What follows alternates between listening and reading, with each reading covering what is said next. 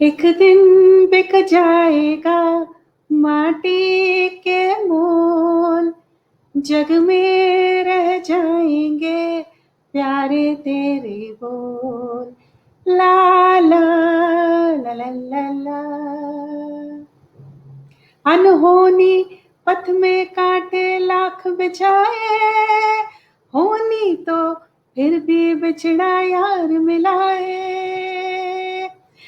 गाना बहुत सुंदर है, बहुत प्यारी पंक्तियां हैं, लेकिन पहली दो पंक्तियों में छुपे हैं आज के जो मेहमान हैं उनके लिए डेडिकेटेड शब्द कि आप अपने बोल से बिक जाते हो, माटी के मोल। एक दिन बिक जाएगा माटी के मोल, जग में रह जाएंगे प्यारे तेरे बोल।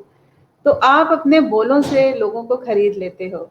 और इससे पहले कि हम अपने आज के मेहमान से आप लोगों को मिलवाएं, पहचान टॉक्स में बबीता आपका स्वागत करती है, सभी व्यूअर्स का। ये एक संस्था लेट्स गिव बैक की पहल है, जिसके अंतर्गत हम नव दुर्गाओं को आपके सामने प्रस्तुत करते हैं। वो दुर्गाएं जो हमारे भीतर हैं, जो अपने भीतर के दुर्ग को दिन प्रतिदिन जीतती हैं। साम दाम दंड भेद 9 रूपों में सुसज्जित, और हर रूप का इस्तेमाल करते हुए जीवन में आगे बढ़ती हैं, कभी हार नहीं मानती हैं और खूबसूरती से इस जीवन को सुसज्जित करने के लिए, संवारने के लिए तैयार हैं। तो और देर ना करते हुए मिलवाते हैं, हमारी ही संस्था का जो लेबल है लेट्स गिव बैक का, वो है बैक टू रूट्स, यानी कि जड़ से जुड़ें। तो जड़ से जुड़ने के जितने भी प्रयोजन हैं वो हम लोग करते हैं, चाहे वो खान पान हो, पहनावा हो, भाषा हो, हमारी संस्कृति को समझाना हो, उसके पीछे के विज्ञान को आगे लेकर आना, ताकि जो हमारी जनरेशन्स हैं आज की और कल की, वो उनको समझ सकें और अपनी संस्कृति के ऊपर गर्व कर सकें। तो इसी से जुड़ी हुई एक और संस्था है ब्यूटी इन रूट्स, यानी कि जड़ों में खूबसूरती ढूंढना, जिसकी फाउंडर है रेखा तिवारी। और आज हम आपको मिलवा रहे हैं ब्यूटी इन रूट्स की फाउंडर रेखा तिवारी से, और जानते हैं कि वो रूट्स में किस खूबसूरती को ऐड कर रही हैं और उनकी संस्था का नाम ऐसा क्यों है। मेरी जो दो पंक्तियां हैं वो मैंने गाई उनके लिए इसलिए क्योंकि उनकी बोली बहुत ही मीठी है, बहुत ही प्यारी है, और बहुत ज्यादा अपने व्यक्तित्व के द्वारा वो मुझे जड़ से सही में जुड़ी हुई लगी। तो उन्होंने तो मुझे अपने बोल से खरीद लिया, और जीवन में कुछ करके जाना है, इस दृढ़ निश्चय के साथ ही रेखा भी आगे बढ़ रही हैं। मिलते हैं रेखा तिवारी से। नमस्कार रेखा। बबीता जी, बहुत बहुत धन्यवाद आपका। नमस्कार। आपने बहुत ही सुंदर गाना गाया, और that is one of the main attractions of your show. हमेशा वेट बहुत होता है। Thank you so much, thank you. बहुत बहुत बहुत धन्यवाद आपका हमारे साथ जुड़ने के लिए। और आज हम बहुत बहुत खुश हैं कि हम रेखा, जो हमारी back to roots business woman का जो हमने पहल शुरू किया है, जिसको हमने एक्चुअली रेखा 2 साल पहले शुरू किया था, एक ग्लोबल कनेक्ट फॉर वुमेन। लेकिन कुछ हमारे पर्सनल लेवल पे कुछ चीजें थी जिसकी वजह से मैं इसको आगे नहीं ला पाई। लेकिन जब भी समय मिला तो हमने उसको शुरुआत की, और सोशल मीडिया एक बहुत अच्छा प्लेटफॉर्म है जिससे मैं बहुत ही खूबसूरत लोगों से जुड़ी हुई हूँ, और जिनके बारे में मैं चाहती हूँ कि उनको मैं बाकी लोगों के सामने उनको प्रस्तुत करूँ, उनके काम को, और हम आगे बढ़े एक साथ हाथ में हाथ मिला के। तो इसी श्रृंखला में सबसे पहले आप हमारे इस ग्रुप से जुड़ी देखा, और उसके लिए भी आपको बहुत बहुत बधाई कि आपने हम पे इतना विश्वास रखा। So much, thank you. तो देवभूमि से निकली हुई एक प्यारी सी रेखा आज ब्यूटी एंड रूट्स की फाउंडर है। उत्तराखंड में 2 रीजन्स हैं, जैसा कि हम सभी को पता है, गढ़वाल और कुमाऊं। कुमाऊं बहुत खूबसूरत है, गढ़वाल भी उतना ही खूबसूरत है, लेकिन रेखा मूल तौर पे कुमाऊं को बिलोंग करती हैं। तो रेखा, कुमाऊं से आपका क्या कनेक्शन है, और उसको आप अपने ओरिजिन्स के साथ, कि आप कभी वहां पे रही उस रीजन में, और जैसे कि आपने बताया था कि आप आर्मी बैकग्राउंड से हैं, तो शायद आपके पिता जो हैं वो आर्मी में थे, तो उसके बारे में थोड़ी सी हमें अपनी जर्नी, बिगनिंग्स अपनी बताइए। बबीता जी, आपने ये तो बता ही दिया इंट्रोडक्शन मेरा कि उत्तराखंड से मैं हूँ, और बहुत ही सुंदर प्रदेश, जिसे देवभूमि भी कहते हैं। लेकिन मेरे पेरेंट्स और इन-लॉज दोनों हल्द्वानी में सेटल्ड हैं। तो जैसे कि मैंने आपको पहले भी बताया था कि ये फैमिली, मेरा जो बैकग्राउंड है वो बहुत ही ट्रेडिशनल फैमिली बैकग्राउंड रहा है। और एक आर्मी बैकग्राउंड होने की वजह से हम लोग हल्द्वानी में या फिर उत्तराखंड में बहुत कम समय बिता पाए।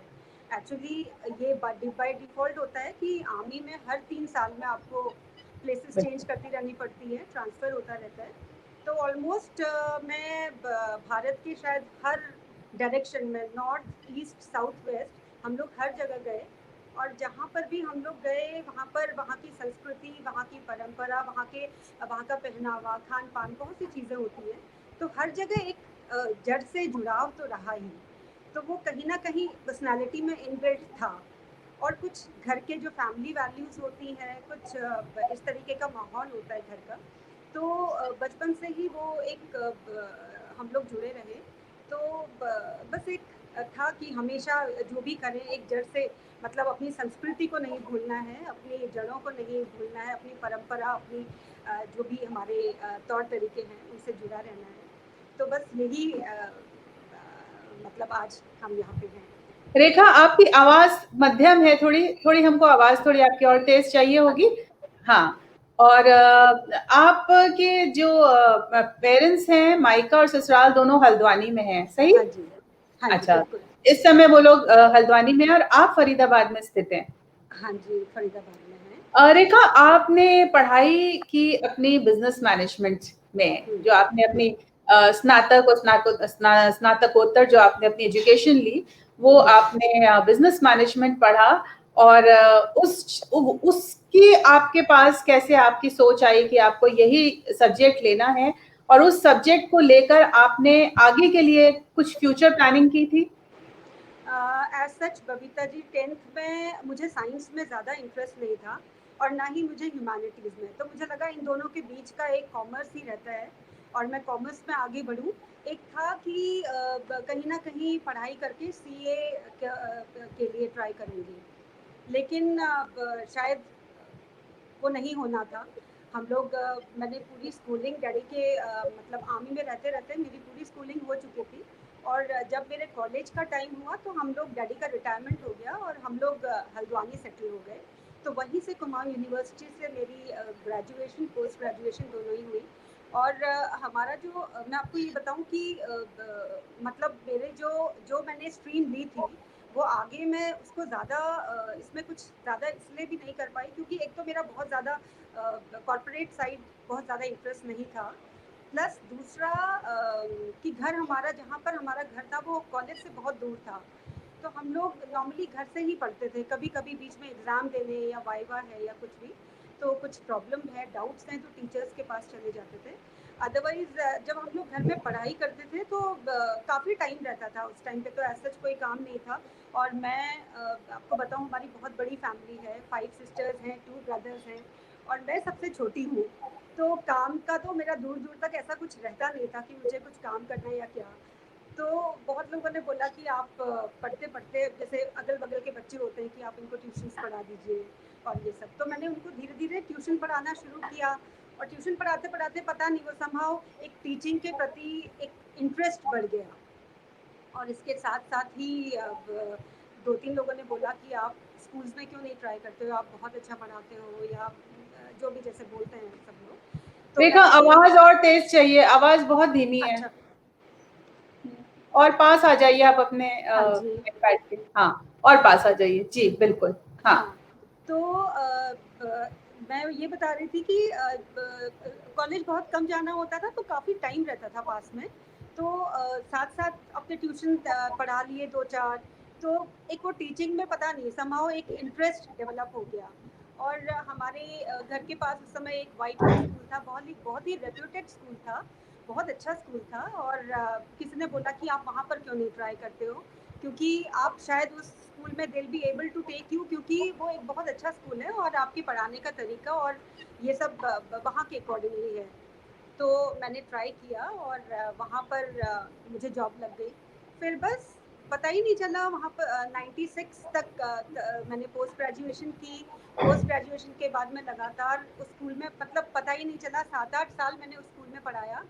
और फिर 2001 में मेरी शादी हुई, और जब शादी हुई तो मुझे स्कूल छोड़ना पड़ा। उसके बाद हम लोग नोएडा आए। शादी के बाद मैं नोएडा आ गई थी, और नोएडा आने के बाद मुझे लगा कि चलो, हम लोग जॉइंट फैमिली में थे नोएडा में, तो चलो ठीक है, अब थोड़ा सा टाइम रेस्ट कर लेती हूँ, क्योंकि आगे की जर्नी मैं आपसे पूछूंगी। रेखा, आपको और आगे आना पड़ेगा, क्योंकि मजा तो बहुत आ रहा है, लेकिन अगर आवाज नहीं आएगी तो हमारे व्यूअर्स आपको ठीक से सुन नहीं पाएंगे। आप आगे होके आगे ही रहिए, पीछे मत जाइएगा रेखा, और थोड़ा आगे आइए, अपने आईपैड के आगे आइए, बिल्कुल, हाँ।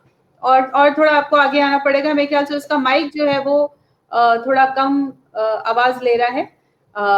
जी, माइक तो क्लियर है। हाँ जी, ठीक है, अभी बात करते हैं, हो सकता है पहले से बेहतर हो, जब बात करेंगे तब पता चलेगा। तो आपने अपनी जो टीचिंग की जर्नी है वो पोस्ट ग्रेजुएशन करते करते साथ में ही की? हाँ, इनफैक्ट मैं बीकॉम फाइनल ईयर में थी, तभी मैंने जॉब शुरू कर दी थी, और उसके बाद बीकॉम किया, पोस्ट ग्रेजुएशन किया विद बिजनेस। अभी भी कम आ रही है रेखा, आवाज अभी भी कम है। अब हाँ, अब बोलेंगे तब पता चलेगा। तो व्यूअर्स आप बता सकते हैं कि अगर पहले से बेहतर है आवाज, तो हम आगे की अपनी वार्ता जारी रखें। बताते रहिएगा, मेरे पास मैसेज आ रहे हैं वहां से भी। तो रेखा, जो आपने पोस्ट ग्रेजुएशन के साथ साथ आपने जो टीचिंग की जर्नी थी वो कितने साल आपने की? व्यूअर्स, मैं आपको ये भी बताना चाहती हूँ कि देखिए, हर हमारे जो एपिसोड होता है उसमें हम ये समझते हैं कि जो हमारी जो एजुकेशन सिस्टम है उसमें हम पढ़ते कुछ और हैं और आगे जीवन में करते कुछ और हैं। तो इस सिस्टम को हमें समझना, और कम से कम अपने बच्चों के लिए हमें कुछ ऐसा सार्थक करना है कि वो अपना जो इतने साल एजुकेशन का होता है, पढ़ाई का होता है, वो निरर्थक ना जाए। और इसकी वजह ये भी होती है कि जो हम जीवन में आगे कुछ चूज करते हैं, जो हमारे मन के ख्वाब होते हैं, सपने होते हैं, वो सही समय पे अगर हम उनको पकड़ लें तो मेरे ख्याल से हमारा जो समय वेस्ट होता है, निरर्थक जाता है, वो नहीं जाएगा। हालांकि हम भारतीय ऐसे हैं कि हर चीज को हम पॉजिटिव बना लेते हैं, लेकिन मुझे लगता है कि सही समय पे सही गाइडेंस मिले, सही मेंटरशिप मिले, और अपने विद्यालय में, अपने स्कूल में हमारे गुरु ही हमें ये चीजें दिखाने में, दिशा दिखाने में अगर समर्थ हो कि ये चीज आपके लिए अच्छी है और आप इस दिशा में जाएं, तो शायद हमें बेटर गाइडलाइन मिल सके।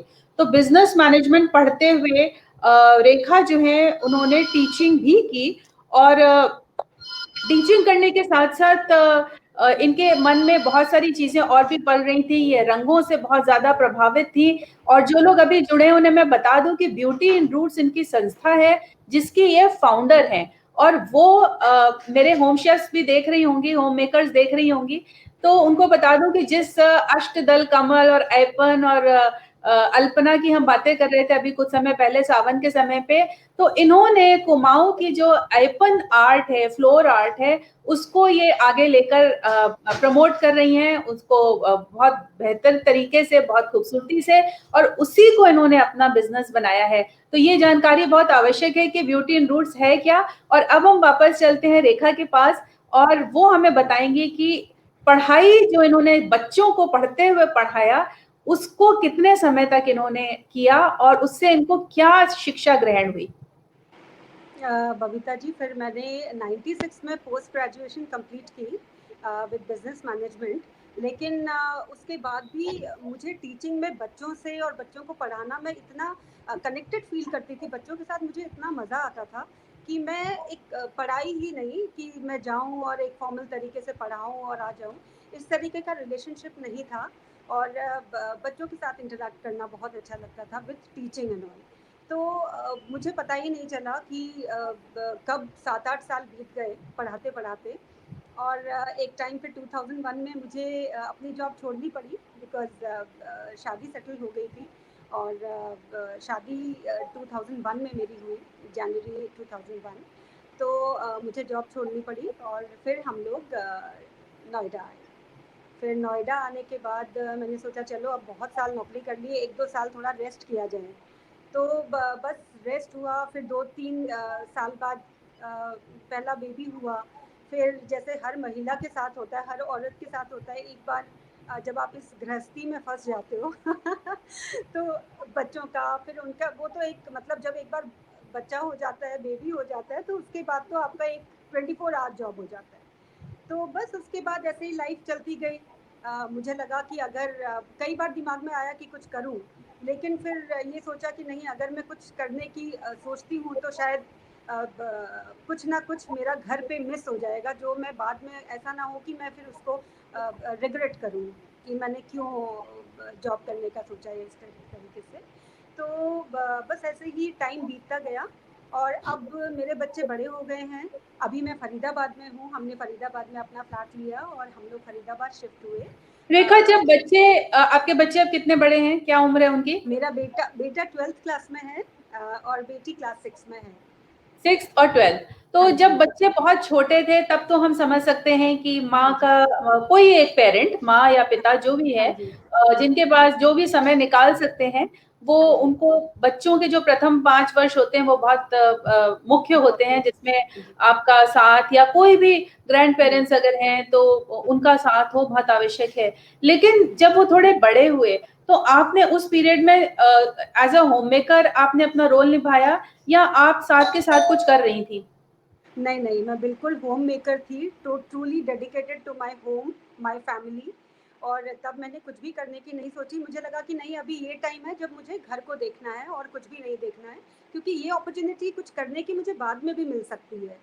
तो बस इसी को लेके मैं काफ़ी टाइम ऐसे ही बीतता गया। लेकिन अब जब मेरे बच्चे दोनों के दोनों काफ़ी इंडिपेंडेंट हो गए हैं, अब उनको शायद इवन पढ़ाई में कभी कुछ छोटी बेटी ने पूछ लिया, वो अलग बात है, अदरवाइज़ बेटा बहुत इंडिपेंडेंट है, बेटी भी ऑलमोस्ट इंडिपेंडेंट है। तो मुझे लगा कि अब मेरे पास थोड़ा टाइम है कि मैं कुछ कर पाऊँ। और अंदर से हमेशा एक लगता था कि मुझे शायद टाइम वेस्ट हो रहा है इस टाइम पे जब मेरे बच्चे इंडिपेंडेंट हो गए थे, तो मैं कुछ करूँ। और मतलब मुझे ऐसा करना था कि जो कि एक ट्रेडिशनल तरीका, जैसे अपने जड़ों से जुड़ने का। कभी भी मुझे यही नहीं रहा कि मैं कुछ कोई शॉप खोलूँ या कुछ भी इधर से लेके उधर बेचना शुरू कर दूँ या इस तरीके से। हमेशा मुझे एक अपनी संस्कृति से जुड़कर ही कुछ करना था। तो यही ख़्याल दिमाग में आया और बस फिर पिछले लास्ट ईयर की बात है, मैंने अपने हस्बैंड से शेयर किया कि मुझे कुछ करना है, लेकिन समझ नहीं आ रहा था कि क्या करना है। तो बड़ा एक कन्फ्यूजन और बहुत सारी चीज़ें अंदर कि करना तो है, लेकिन मैं उसको कर पाऊंगी कि नहीं कर पाऊंगी, एक बहुत सारे जो हमारे बैरियर्स आ जाते हैं। तो खैर मेरे हस्बैंड बहुत सपोर्टिव हैं, उन्होंने बोला कि नहीं रेखा, तुमको जो भी करना है आप मुझे बताओ, शेयर करो और हम लोग फिर आगे इस पे काम करते हैं। तो एक बार यहाँ पर लास्ट ईयर, मुझे अभी भी ध्यान है, दिवाली के टाइम पे कुछ Indira Gandhi centre for arts, हम लोग वहाँ पर गए, क्योंकि वहाँ पर पूरी हैंडीक्राफ्ट की एग्जीबिशन लगी हुई थी। कि हस्बैंड ने बोला कि चलो तुमको यहाँ पर कुछ पसंद आएगा, क्योंकि ये सब चीज़ें हैंडीक्राफ्ट हैं और ट्रेडिशनल आइटम्स हैं। तो एक बार हम यहाँ पर जाके विल मेक आउट, क्या पता तुमको क्या टाइम पे क्लिक कर जाए। तो हम लोग वहाँ पर गए, मैंने बहुत सारी चीज़ें देखी, मुझे बहुत मज़ा आया वहाँ पे। बहुत कलरफुल भी थी, मुझे कलर्स जहाँ पर भी मैं देखती हूँ बहुत वाइब्रेंट और ब्राइट कलर्स, और ये सब मुझे बहुत फैसिनेट करते हैं। तो खैर हम लोग वहाँ पर गए, कलरफुल चीज़ें देखी, बहुत ट्रेडिशनल चीज़ें देखी। तो फाइनली मुझे एक नदीम भैया थे, प्लांटर्स का मुझे बहुत शौक है, प्लांटेशन गार्डनिंग इन सब का भी मुझे बहुत शौक है। तो मुझे फाइनली उन भैया की जो प्लांटर्स थे उनके पास, उनकी ओर मैं बहुत ज़्यादा अट्रैक्ट हुई। फिर मैंने उनसे बात की, बात तो मैंने कई लोगों से की, लेकिन मुझे लगा कि ठीक है, मैं एक बार अपने आप को एक्सपेरिमेंट तो करूँ कि कोई छोटी सी चीज़ से कि मैं कुछ कर सकती हूँ कि नहीं। मैं किया तो मैं फिर ऐसे ही सोच रही हूँ कि मुझे कुछ करना है। तो खैर मैंने उनसे बात की और फाइनल उन्होंने बोला कि मैं खुर्जा से हूँ, और मेरी भी वहाँ पर वो भी आर्टिसन थे, खुद का काम करते थे। और उन्होंने बोला कि ठीक है मैम, आप मुझे अपना नंबर दीजिए। हमारी बातें हुई, नंबर्स एक्सचेंज हुए। फिर उन्होंने वापस खुर्जा जाके मुझे पूरा अपना कैटलॉग भेजा। कुछ तो प्रोडक्ट्स ऑब्वियसली मैं वहाँ पर देख चुकी थी उनके एग्जीबिशन में। तो वहाँ से बात हुई और दिवाली के टाइम पर मैंने एक बार, बोलते हैं ना कि कुछ भी काम आप करो तो एक एक्सपेरिमेंटेशन के उस पर आप अपने घर से शुरू करो, तो उससे आपको क्लियर आइडिया हो जाता है कि आपका if you are able to do it और नॉट, और आप तक आपको कैसा रिस्पॉन्स मिल रहा है। तो मैंने वो प्लांटर्स दिवाली से कुछ दिन पहले बहुत सारे प्लांटर्स उनसे मंगवाए, वो स्पेशली गाड़ी से खुद लेके आए प्लांटर्स, और घर के बाहर काफ़ी जगह है एंट्रेंस के बाहर, तो मैंने वहाँ पर प्लांटर्स लगाए और उनके साथ 2-3 आर्टिस्ट काम करते थे, तो वो सब लेके आए। और तो मतलब समहाउ वो बहुत अच्छा एक्सपीरियंस रहा। मैंने सोसाइटी में जो हमारा एक अपनी सोसाइटी का ग्रुप है जहाँ पर मैं रहती हूँ, वहाँ पर एक मैसेज छोड़ा, एक बड़ा अच्छा सा मैसेज छोड़ा कि अब दिस इज समथिंग लाइक कि आर्टिसंस काम कर रहे हैं और उनको मैं एक तरीके से सपोर्ट करना चाहती हूँ, और ऐसे करके तो मतलब वो मेरे ख्याल से दूसरे दिन तक मेरे करीब 60-70 प्लांटर्स थे, वो दूसरे दिन शाम तक मेरे पूरे ऑलमोस्ट सोल्ड ऑफ हो गए। तो वो मुझे एक बहुत ही उससे एनकरेजमेंट मिला कि नहीं, मैं कुछ कर सकती हूँ शायद। तो उसके बाद मैंने शायद वो एक के बाद एक 4-5 बार वो प्लांटर्स मंगवाए। मैं खुद भी गई खुर्जा, और वहाँ पर मैंने 2-3 शॉप्स में 2-3 डीलर से भी बात की, 2-3 आर्टिसन से भी बात की, नदीम भैया के अलावा। लेकिन 5-6 बार तो मैंने कर लिया बबीता जी, लेकिन समहाउ मुझे लगा कि थोड़ा आर्टिफिशियलिटी लग रही थी इसमें, कि मैं बस वहाँ से प्लांटर्स लाती हूँ, यहाँ बेच देती हूँ, वो कुछ मज़ा सा नहीं आया। और मुझे लगा कि कुछ ऐसा करूँ जिससे मुझे मतलब ये तो कॉन्फिडेंस आ गया था कि मैं कुछ कर सकती हूँ। वो एक जो बैरियर था ना मन में, डाउट कि पता नहीं लोग क्या बोलेंगे, कुछ करूँगी तो लोग क्या बोलेंगे और ये वो एक बैरियर हट चुका था। तो मुझे लगा कि कुछ ट्रेडिशनल करना चाहिए अपनी, जैसा मेरा जो एक टेस्ट है, जो मेरा पर्सनालिटी से मैच करता है, वो ये नहीं है। तो last year last week of December मेरी सबसे बड़ी जो सिस्टर है उनकी सिल्वर जुबली थी, 25th मैरिज एनिवर्सरी थी। हम लोग वहाँ गए, तो वहाँ पर उन्होंने जैसे हमारे रिचुअल्स और ये सब होता है, छोटी सी पहले पूजा रखते हैं और पूजा के बाद फिर और आगे के कार्यक्रम होते हैं।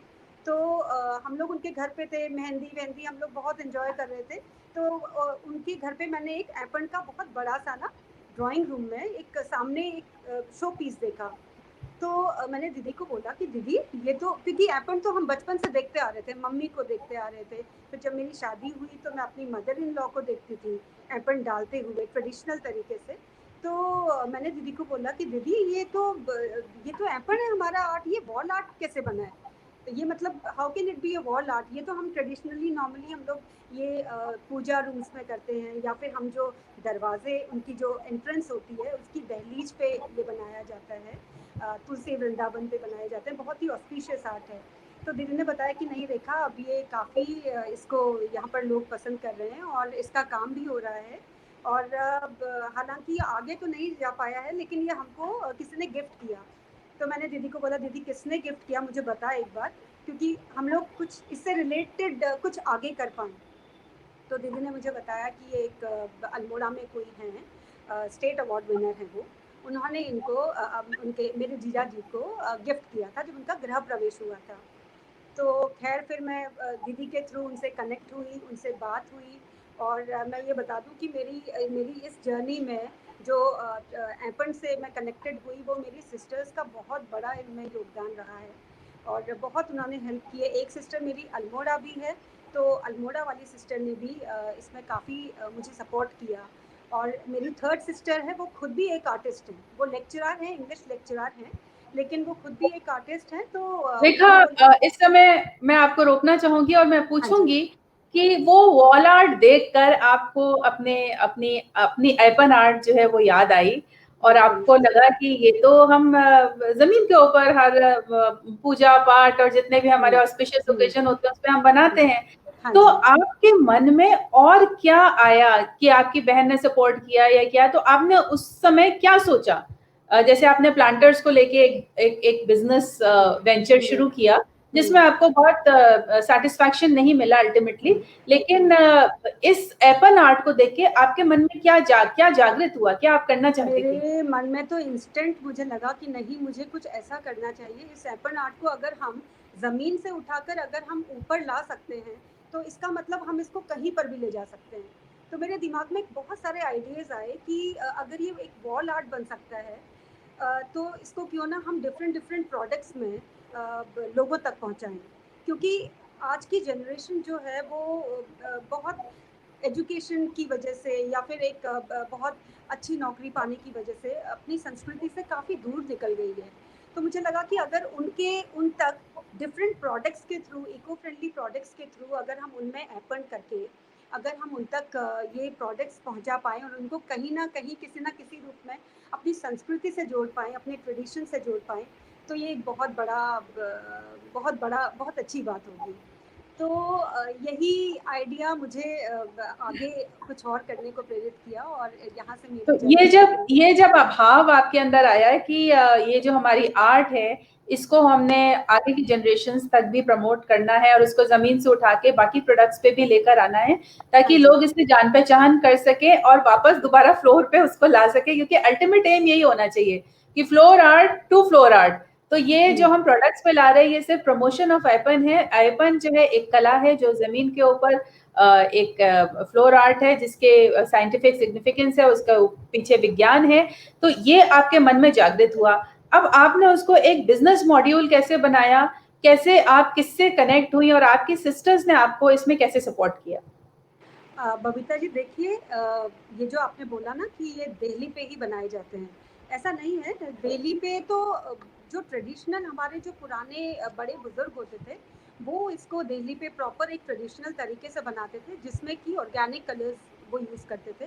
Organic colours in the sense जहाँ पर उनको अर्पण करना है वहाँ पर वो पहले गोबर और जो लाल मिट्टी होती है जिसको गेरू कहा जाता है, लीपते हाँ हैं। जी, हाँ जी, उससे लीपते हैं और उसके बाद जब वो सूख जाता है तो उसके बाद उसकी एक और कोटिंग होती है, लेकिन तब गेरू नहीं होता, तो सॉरी गोबर नहीं होता, उसमें सिर्फ गेरू की एक कोट की जाती है। और उसके बाद जब वो सूख जाता है तो उसको एक ट्रेडिशनल तरीके से, जो रात को चावल भीगे रहते हैं या जो चावल का आटा उसको 2-3 घंटे आप भिगो के आप उसको छान लीजिए और जो पतला सा उसका पेस्ट बनता है उसको हमारे कुमाऊं में बिस्वार कहते हैं।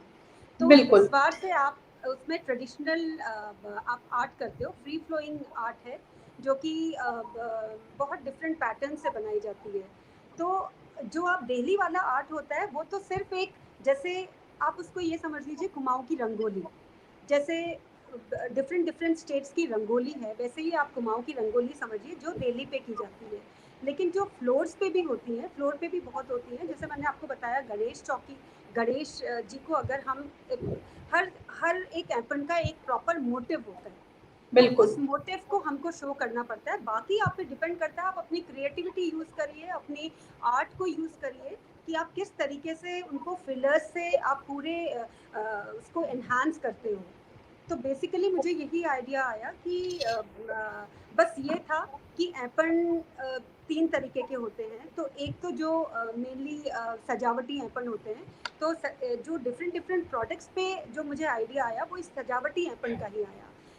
ये अलग अलग प्रोडक्ट्स पे हम जो हमारे ऑथेंटिक एपन है उसको हम यूज़ नहीं कर सकते, क्योंकि उनकी जगह वही मंदिर में ही अच्छी लगती है। इवन एंट्रेंस पे भी आप कर सकते हो क्योंकि बहुत ही ऑस्पिशियस होते हैं।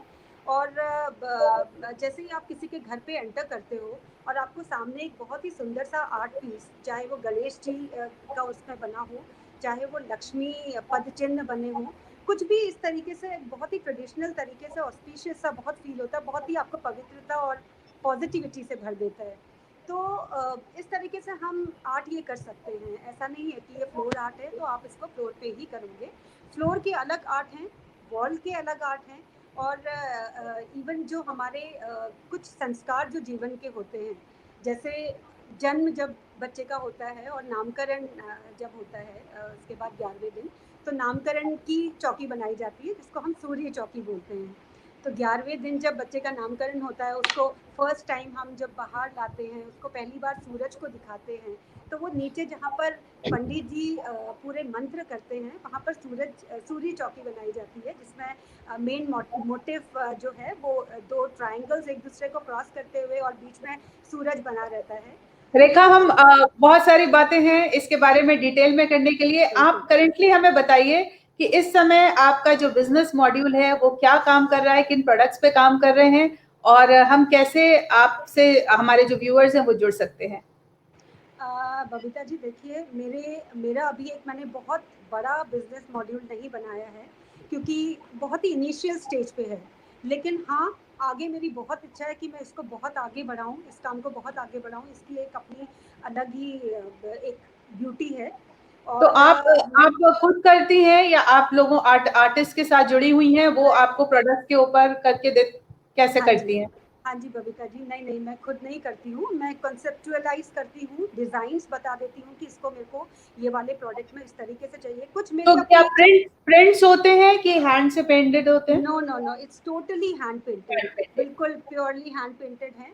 और कलर्स जो हैं वो भी इको फ्रेंडली, मतलब ऑर्गेनिक कलर्स हैं, तो एज सच कोई हार्म नहीं होता, ना ही पर्यावरण को, ना ही बनाने वाले को, ना ही लेने वाले को। तो बहुत एक सुंदर। सेटिस्फैक्शन वो रहता है तो ये कि सारे आर्टिस्ट जो हैं आपके कुमाऊं में ही हैं कि हाँ जी, यहाँ हाँ कुमाऊं जी, में हैं?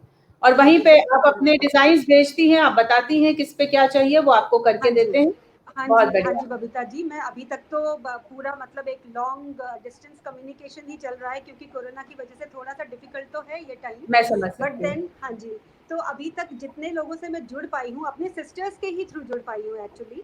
मैंने उनको अपनी इच्छा जाहिर की कि मैं इसमें कुछ काम करना चाहती हूँ, ये मुझे बहुत फैसिनेट कर रहा है। और बेसिकली बबीता जी, सबसे ज़्यादा मैं आपको ये बता रही थी कि मुझे कलर्स से बहुत प्यार है, लेकिन जब मैंने एपन को देखा, इसमें सिर्फ दो कलर्स यूज होते हैं, व्हाइट एंड रेड।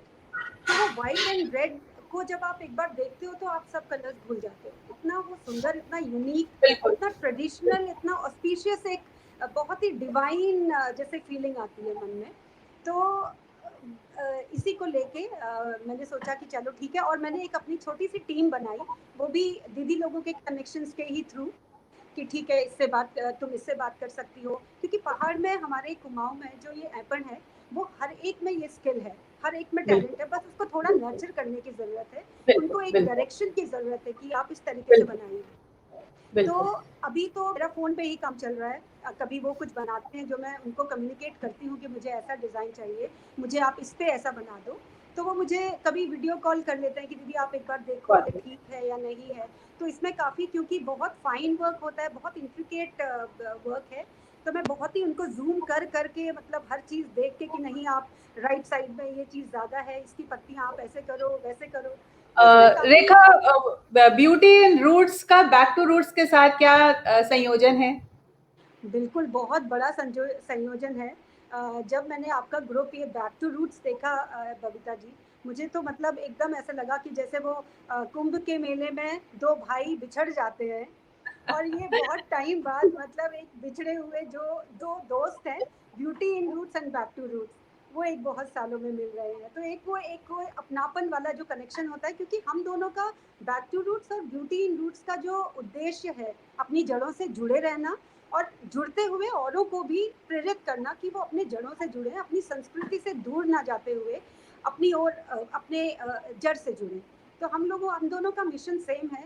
तो मैं बहुत ही एकदम जो नेचुरल कनेक्शन होता है, नेचुरली कनेक्ट हो गई आपसे, आपके रेखा, बैक टू रूट्स से। आज आज आप हमारे इतने सारे टॉक शोज हुए हैं, पहचान टॉक शो, हाँ उसमें से जी, आप एक ऐसी वक्ता थी जो उन 2-3 लोगों में से एक है जो इतना घबरा रही थी कि मैं कैसे करूँगी, लेकिन बिल्कुल। मुझे सबसे ज़्यादा आज आपको बीच में रोकना पड़ा, टोकना पड़ा कि भई हमें भी कुछ कहना है। तो आज देखिए, हमने आपको कहा था कि थैंक यू। कोई परेशान होने की आवश्यकता नहीं है। बिल्कुल, जब बिल्कुल। पहचान टॉक में आप आ गई हैं और बबीता के साथ जुड़ी हैं, तो किसी चीज की आपको परेशानी की आवश्यकता नहीं है। बहुत अच्छा लगा रेखा, आज आपने अपना बिजनेस का जो एंटरप्रेन्योरशिप है, हाँ आप जी, जिस आर्ट फॉर्म को लेकर आगे जा रही हैं, उसमें back to roots business woman हम सब साथ में आपके रहेंगे, और एक दूसरे के साथ इस पूरी आर्ट फॉर्म को हम आगे तक पहुंचाएंगे, जनरेशन तक पहुंचाएंगे, और उसका जो सही ध्येय है वो हम जरूर मुकम्मल करेंगे, और आपके बिल्कुल, दिल की भी जो ख्वाहिश है वो जरूर पूरी होगी। तो आपको बहुत बिल्कुल। बहुत बधाई, बहुत बहुत धन्यवाद। Thank you Babita ji. मैं जाने से अभी आपसे, हाँ जी बोलिए, आप बोलिए। नहीं, आप बोलिए, मैं तो आपको सुन रही हूँ। नहीं नहीं, मैं तो यही देख रही थी कि आपका ये टाइम हो गया है क्या? टाइम हो गया। कोई बात नहीं, आप बोलिए। नहीं नहीं, मैं बस, जैसे आप स्टार्टिंग में हम सबके लिए गाना गाती है ना, तो वो मुझे सबसे ज़्यादा मज़े आते हैं कि मतलब मुझे सबसे पहले कोई भी आपका शो होता है तो मुझे सबसे पहले यही लगता है, मुझे सबसे पहले वो गाना सुनना होता है जो आप उस गेस्ट के लिए गाती है। तो मुझे लगा कि चलो आप हमेशा औरों के लिए गाती हैं, तो आज मैं भी आपके लिए 2 लाइन्स गाऊँगी। अच्छा, वाह! क्या बिल्कुल, बात है। बिल्कुल। बिल्कुल। आपकी पर्सनैलिटी, आपका ऑरा और जो आपका स्टाइल है, वो सच अरे में वाह! बहुत ही कमेंडेबल है। अरे वाह! और जो ये आप तो काम कर रही हैं, चाहे वो खान-पान को लेके हो, चाहे वो तीज त्योहारों से जुड़ा हुआ हो, चाहे कुछ भी हो, आप एक बहुत ही ग्राउंडेड हैं और जड़ों से जुड़ी हुई हैं और औरों को भी बहुत प्रेरित करती हैं जड़ से जुड़ने के लिए, तो ये एक बहुत ही अच्छा काम कर रही हैं। और आपका ये जो मैं आपके लिए एक सॉन्ग आपको डेडिकेट करना चाहूँगी। Thank you. बहुत 2 लाइन्स ही हैं, जैसे आप 2 लाइन्स गाती हैं, वैसे मैं भी आपके लिए 2 लाइन्स ही गाऊँगी। आपकी आँखों में कुछ बहके हुए से राज है, आपसे भी खूबसूरत आपके आपकी अंदाज़ अंदाज़ है। है, आपकी आँखों में कुछ।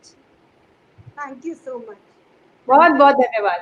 बहुत थैंक यू खूबसूरत बबीता गीत, जी। बहुत खूबसूरत गाया और थैंक यू। आपका बहुत-बहुत धन्यवाद। Thank you thank you. Rekha for joining us. Thank you.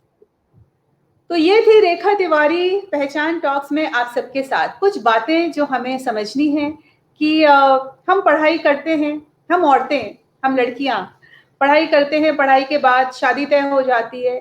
सबकी ऑलमोस्ट एक ही सी कहानी होती है और हम फिर शादी होके अपना जो भी नौकरी कर रहे होते हैं, काम छोड़ कर रहे होते हैं, उसको छोड़ के हम आगे बढ़ जाते हैं, एक दूसरे घर में चले जाते हैं, एक दूसरी जिंदगी बिताने लगते हैं। तो सबसे पहली बात, हमको फ्लेक्सिबल रहना है। ठीक है, हम दिशा बदल सकते हैं लेकिन काम नहीं छोड़ना चाहिए। जो भी हम काम कर रहे हैं, बच्चे जब आप कंसीव करते हैं, गर्भ धारण करते हैं या उसके बाद भी हम अगर अपनी ऊर्जा को सही तरीके से संस्थापित करें, सही तरीके से मैनेज करें, तो उस समय भी और मैं जानती हूँ कि चाहे रेखा हो, चाहे और भी जितनी भी हमारे मेहमान आते हैं, वो कुछ ना कुछ जरूर कर रहे होते हैं। ये सिर्फ ऐसा नहीं है कि आप घर का काम भी अगर बहुत खूबसूरती से करते हैं, हर चीज बहुत सुव्यवस्थित तरीके से करते हैं, तो वो भी अपने आप में आपकी जो पढ़ाई लिखाई है उसको काम में ला रही है। तो ये मेरा सबके तरफ कहने का एक प्रयोजन है कि अपने काम को और आपने जो पढ़ाई लिखाई की है, शिक्षा ग्रहण की है, अपनी संस्कृति, उसको छोड़िएगा मत। क्योंकि जब वो समय आता है जब आपको लगता है अब तो बच्चे बड़े हो गए हैं, अब तो हमारे पास थोड़ा समय है, अब वो एम्प्टी नेस्ट वाली जो कहानी आती है उसका इंतजार नहीं करना है। अगर जो भी हमारे अंदर एक व्यथा है, अगर है या नहीं है, हमको काम तो जरूर करना है। एक नारी के अंदर, एक स्त्री के अंदर, एक दुर्गा के अंदर इतनी शक्ति है कि उसको शक्ति का बहुत ज्यादा इस्तेमाल करना है। और आज ऐपन की बात हुई तो उत्तर प्रदेश में उसको चौक कहते हैं, बंगाल में उसको अल्पना कहते हैं, साउथ में उसको कोलम कहते हैं, महाराष्ट्र में उसको रंगोली कहते हैं। और ये जो आर्ट है, ये है सिर्फ फ्लोर आर्ट। और इस फ्लोर आर्ट के पीछे ये ज्योमेट्री है और उसके पीछे विज्ञान है, साइंस है। और जितने भी जीव जंतु हैं, क्योंकि इसके अंदर सारे अनाज होते थे, ऑर्गेनिक चीजें होती थी, गोबर से इसलिए लीपा जाता था कि वो शुद्धि का सबसे बढ़िया बेहतरीन तरीका होता है गोबर से लीपना। चूना, गेरू, इन्हीं सब चीजों का इस्तेमाल होता था। और अनाज, ताकि जो भी चींटी, मक्खी, मच्छर हैं, उनको एक भंडारा हो जाता था। तो ये आज भी बहुत से लोग जो हैं, बहुत से प्रदेश में, जो सुबह के समय जरूर अपने दरवाजे, दहलीज पे बनाते हैं। ये इसको जो जहाँ पे जिस तरीके की भी फ्लोर आर्ट होती है उसको मुकम्मल किया जाता है। अब हमारे फ्लैट्स हो गए, घर पक्के घर बन गए हैं, लोगों के पास समय नहीं है और एसी एनवायरनमेंट में रहते हैं, तो इन सब चीजों की शायद आवश्यकता कहीं दूर पीछे रह गई है। लेकिन हमें इसको फिर से वापस लाना है। अपने जो बच्चे हैं उनको समझाना है कि रंगोली सिर्फ दिवाली के ऊपर सांचा लेके रंगों, केमिकल से रंग देना और सजा देना, सजावट also has to be with meaning. हर चीज के पीछे अर्थ होना है, हर चीज के पीछे साइंस होना है और वही हमें करना है। क्रिएटिविटी भी अगर हमको लानी है, सृजनात्मक कोई चीज हमको करनी है, तो उसके पीछे भी मकसद होना चाहिए। और वही मकसद था रेखा तिवारी का, कि वो एपन को, जो कि एक फ्लोर आर्ट थी, जो कुमाऊं में उन्होंने देखी, घरों में देखी, अपने घर में देखी, ओकेजन्स पे देखी, और उन्हें लगा कि ये लुप्त होती हुई कला है, और इसमें जो लाल और सफेद रंग है जो बहुत खूबसूरती से निखर के आता है, ये मुझे आगे लेकर जाना है, ये मुझे बच्चों तक पहुंचाना है। और चूंकि वो कहते हैं कि कुछ ऐसे उसके अंदर कलाएं होती हैं, कृतियां होती हैं, जिसको हमें प्रोडक्ट्स के ऊपर नहीं डालना चाहिए, क्योंकि वो प्रोडक्ट्स हम डेली इस्तेमाल में उसको लाते हैं, तो उनके उनके मायने होते हैं, इसलिए उसके ऊपर वो बाकी चित्र भी लेती हैं। तो ये कलाएं, एक तो मुख्य रूप से इनके जो साइंटिफिक रीजन है मैंने आपको ये बताया, दूसरा उसका रीजन होता था लोक जो कलाएं होती हैं, आपकी जो फोक आर्ट होती है, आपके जो उस समय का जो भी चल रहा होता है, संस्कृति होती है, साहित्य होता है, आर्ट होता है, वो जो है वो कलाओं के द्वारा दीवारों पे, यही होता था समय बिताने के लिए, करना है कुछ काम। तो इसलिए जो लोग होते थे, मर्द होते थे, पुरुष होते थे, ऐसी गीत होता था, संगीत होता था, ऐसी कलाएं होती, तो इतनी खूबसूरत कलाएं होती, तो वो वापस आ रही हैं। तो इसी colourful, beautiful floor art, Aipan, Rekha Tiwari और बबीता पहचान टॉक्स के साथ आप सबको विराम देते हैं। समय थोड़ा ज्यादा हो गया है, बातचीत भी ज्यादा हो गई, लेकिन ये बातें भी करना बहुत जरूरी होती है, क्योंकि हमारे जहन में नवदुर्गा है, और नवदुर्गा के दुर्ग को और भी सुदृढ़ बनाना हमारा परम कर्तव्य है। धन्यवाद। फिर जुड़ेंगे अगले सप्ताह बुधवार को, हमें एक और मेहमान से आपसे मिलवाएंगे। धन्यवाद।